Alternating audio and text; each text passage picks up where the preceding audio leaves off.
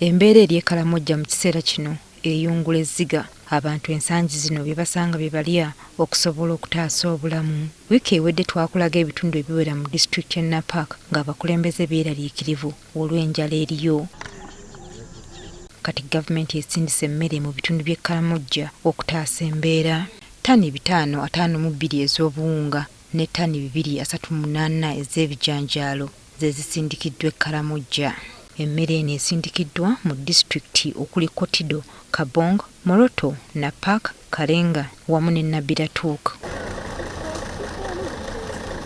Also working out a way, we are still in a discussion with the World Food Program, whether we cannot set up a feeding center where those who are really weak, they cannot carry portion beans to their home, they can feed themselves. In terms of saying we need enough, I think it's not enough that we need, we just need what is available to survive. And I wish to thank government for the action so far taken. Emmere enegiddwa mu bitundu by'eggwanga eby'enjawulo nga Mbale, Masindi, Bweyale n'ebirala.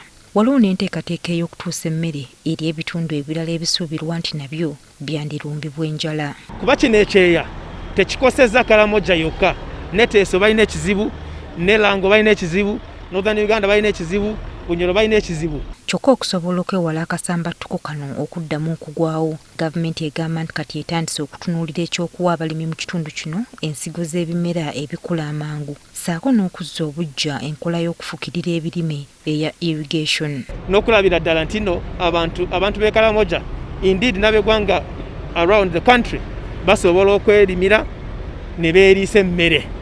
Kuba bino ebyokuwa relief si bya lubeerera. Ensonga za Karamoja ne leero zoogeddwako mu Paalamenti. Sipiika wa Paalamenti Anita Among agamba nti embeera y'e Karamoja esaana kukwatibwa mavumbavumba.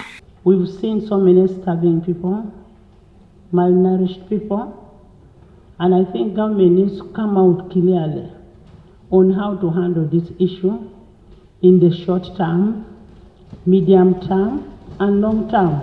So we keep money to avert situations. And therefore, Right Honourable Speaker, with a contingency fund that this Parliament appropriated, we shall handle the situation. Minisita omubeezi wa Karamoja Agnes Nandutu akakasizza nga gavumenti ensonga eno bw'egikutte kannabwala. We are on ground, food is already there, and we are planning for more food to go to Karamoja. So we are on top of the situation in Karamoja, honourable members. I am informing you. Ababaka nabo bali ku biboogedde. How long is government prepared to take the country through an impending, very obvious food crisis? Because I am aware from a number of members of parliament, the people they represent are already reaching out for food. This House ought to come up with a legislation that strengthens these district disaster management committees. You alluded to the Disaster Management Commission. That commission is not yet in place.